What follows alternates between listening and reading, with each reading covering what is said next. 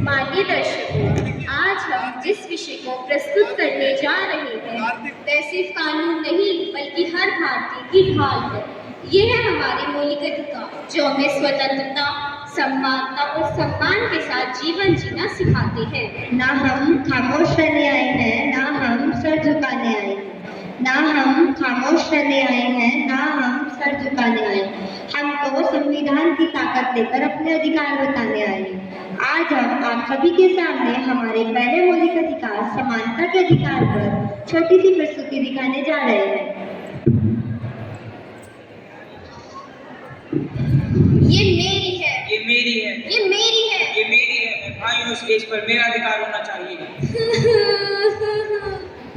दीदी, हर बार भैया को ही मौका क्यों मिलता है, मुझे क्यों नहीं? हाँ दीदी, क्या सबके लिए नियम एक जैसे नहीं होने चाहिए? बिल्कुल। भारत का संविधान का अनुच्छेद 14 कहता है कि कानून की नजर में सभी नागरिक बिल्कुल बराबर हैं।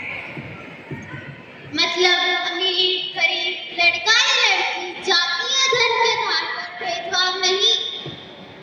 बिल्कुल सही।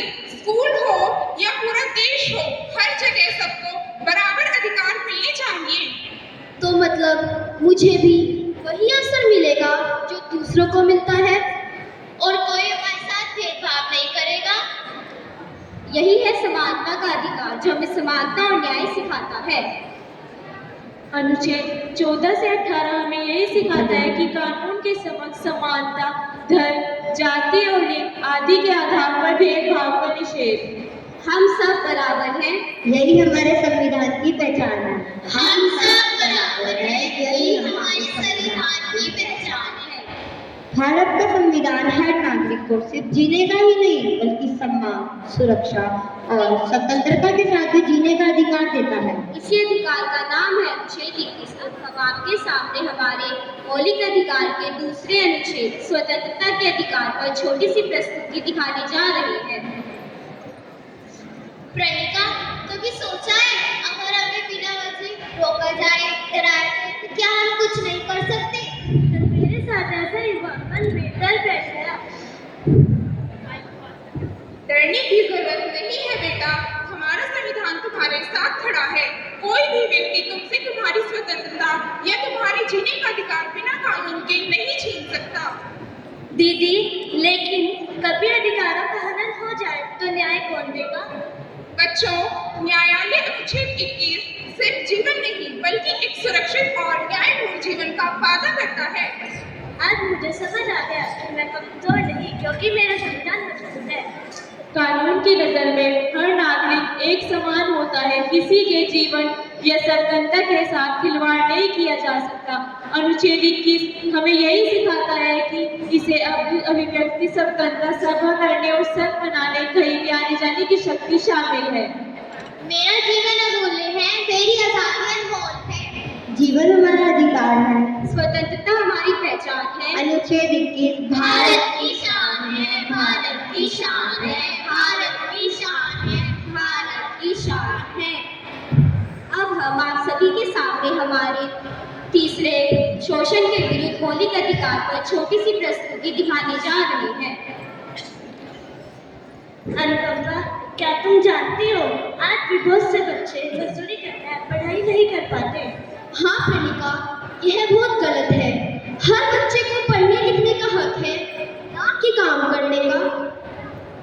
बिल्कुल, भारत के संविधान के अनुसार किसी भी बच्चे को 14 साल की उम्र से पहले काम करने के लिए मजबूर नहीं किया जा सकता। हमारे देश में बाल श्रम पर पूर्णतः प्रतिबंध है। उठो, बाल श्रम पर प्रतिबंध है।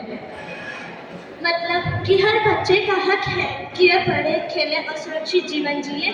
और अगर कोई बच्चा काम करने के लिए मजबूर सही, यही तो है मूल अधिकार। बाल श्रम पर प्रतिबंध और खेलने का हक होना चाहिए। बाल श्रम बंद करें, बाल श्रम बंद करें। अनुच्छेद 23 से 24 हमें यही सिखाता है कि मानव तस्करी और बाल श्रम पर प्रतिबंध है।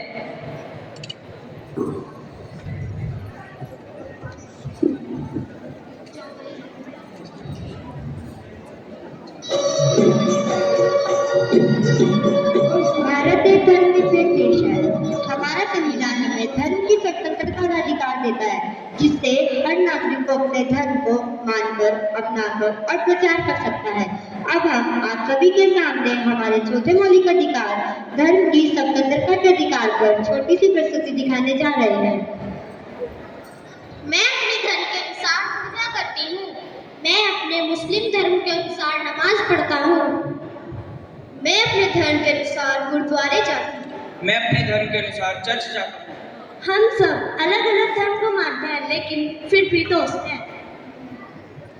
बिल्कुल, हमारे संविधान के अनुसार हर व्यक्ति को अपने धर्म को अपनाने, उसे मानने और उसका प्रचार करने की आजादी है, लेकिन हम किसी पर कोई भी धर्म मानने के लिए जबरदस्ती बिल्कुल नहीं कर सकते। पर मैम, क्या सरकार किसी एक धर्म को बढ़ावा देती है? नहीं, भारत एक धर्मनिरपेक्ष देश है। हमारे देश में सभी धर्म बिल्कुल समान है। ना तो कोई धर्म ऊंचा है और ना ही कोई धर्म नीचा है। अलग अलग धर्म लेकिन एक देश। धर्म हमें जोड़ता है, तोड़ता नहीं। यही हमारे संविधान की सीख है। हम सब एक हैं, हम सब एक हैं। अनुच्छेद 25 से 28 हमें यही सिखाता है कि किसी भी धर्म को मानने, अभ्यास करने और प्रचार करने में स्वतंत्रता। अब हम आप सभी के सामने मौलिक अधिकार के 5वें अनुच्छेद सांस्कृतिक और शैक्षिक अधिकार पर छोटी सी प्रस्तुति दिखाने जा रहे हैं।